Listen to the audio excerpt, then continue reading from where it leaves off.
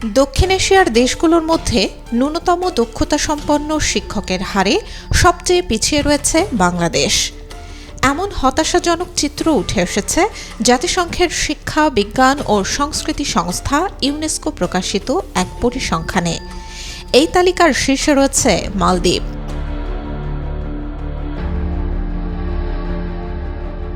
ইউনেস্কোর সর্বশেষ বিশ্ব শিক্ষা পরিসংখ্যান অনুযায়ী বাংলাদেশের মাধ্যমিক স্তরে নির্ধারিত ন্যূনতম দক্ষতার মান পূরণ করছেন গড়ে মাত্র ৫৫% শিক্ষক।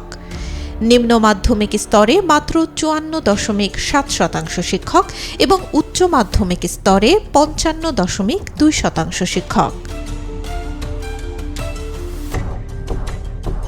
ইউনেস্কোর প্রতিবেদনে বলা হয়, শিক্ষকদের দক্ষতা নির্ধারণে দুটি বিষয় বিবেচনা করা হয়েছে।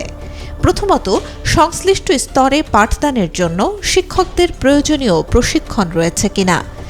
দ্বিতীয়ত, তাদের প্রাতিষ্ঠানিক শিক্ষাগত যোগ্যতা ওই স্তরের জন্য উপযোগী কিনা।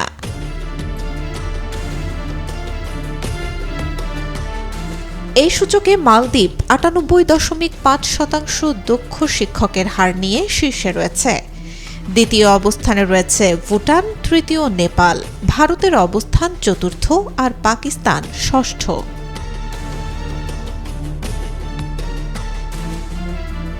পড়াশোনা শেষ করে চাকরিতে প্রবেশ করবেন এমন তরুণদের মধ্যে শিক্ষকতা পেশায় রয়েছে অনাগ্রহ।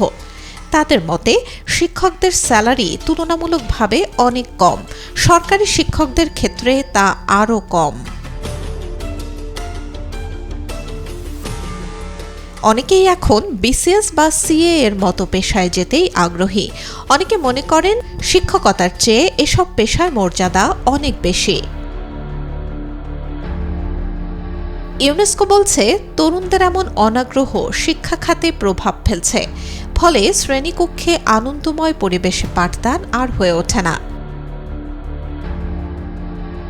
বিশ্লেষকদের মতে, কোনো সরকারই এখন পর্যন্ত শিক্ষকদের বেতন ও মর্যাদা নিয়ে যথাযথ পরিকল্পনা নেয়নি।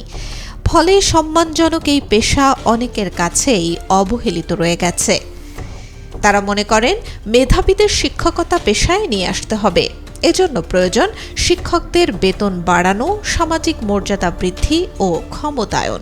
পাশাপাশি বিক্ষিপ্ত উদ্যোগের বদলে একটি শিক্ষা সংস্কার কমিশন গঠন করতে হবে, যা একটি যুগোপযোগী শিক্ষানীতি প্রণয়ন করবে। শিক্ষাবিদদের মতে, স্বাধীনতার ৫৫ বছর পরও এই করুণ অবস্থার মূল কারণ মানসম্মত বেতন এবং সামাজিক মর্যাদার অভাব। এখনই মেধাবীদের শিক্ষকতায় ফিরিয়ে আনতে না পারলে ভবিষ্যতে এই সংকট আরও প্রকট হয়ে উঠবে বলে সতর্ক করছেন তারা। Desk report, B news 24।